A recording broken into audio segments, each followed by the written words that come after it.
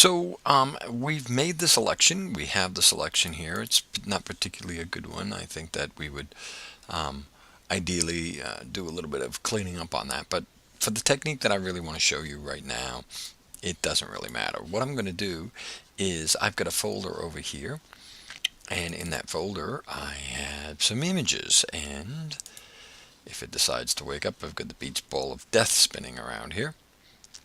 And inside that, one of the images I have happens to be a image of, actually, I think I got it open over here.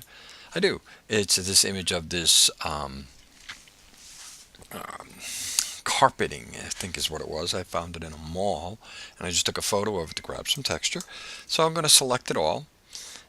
So all I'm going to do is I'm just going to go in, and I'm going to do Command A to grab it all, copy it, and then I'm going to come over and I'm going to paste it in, and you can see I've pasted it in behind, and I'm just going to hit Command T, and then I'm going to drop that down to about 50%.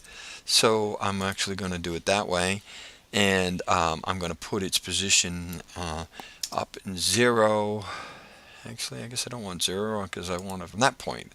And I'm going to put it at 0, 0, and there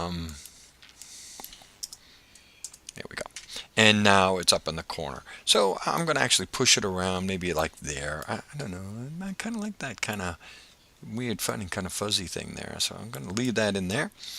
And then actually what I'm going to do is with that layer still selected, I'm going to actually come up to actually go up to blur and field blur, and that's going to give me the field blur effect, which is kind of nice. It's got some interesting things there. But if you'll notice on my blur, I can actually blur it up a little bit. I want to keep some of that highlights. Really, that's what I'm after, is the highlights. So I'm going to keep a little bit of that, and then I'm going to go to the blur effects, and I'm going to come in and I'm going to add some to this light bokeh. I don't know exactly how we're supposed to say this. And I'm actually going to bring in some of the bokeh color and pop it up. And you can see that as I do that, it starts to bring in those little circle elements. I went a little too far there. I got to get right about there. I can bring that up maybe a little bit more. I actually needed something with a little more light, I think. As I look at this, I can tighten that down. If I bring it up, you can see how I can pop it up, and maybe I want to be right about there. And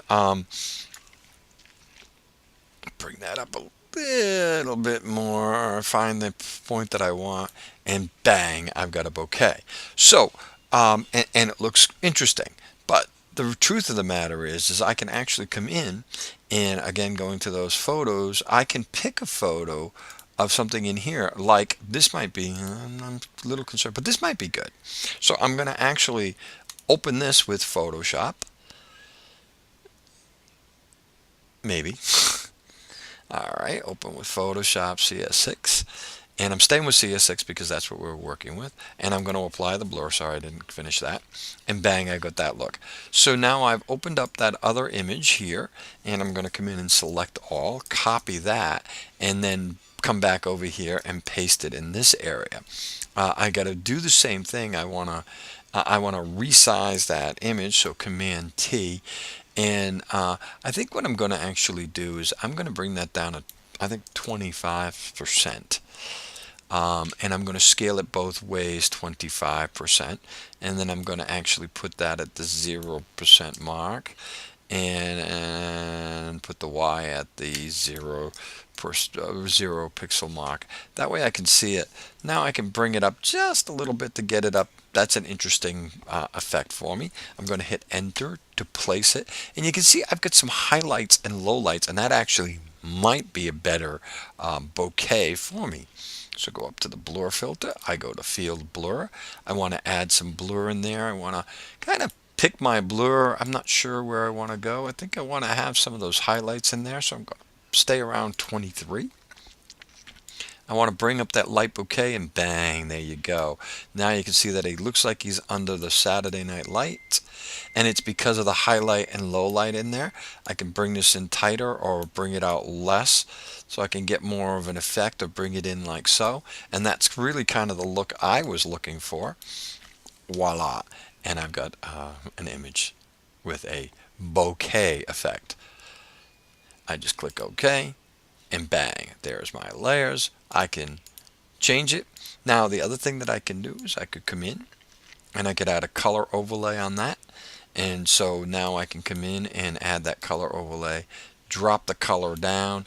Maybe I want to add a more of a bluish color, particularly because of he's on a blue background.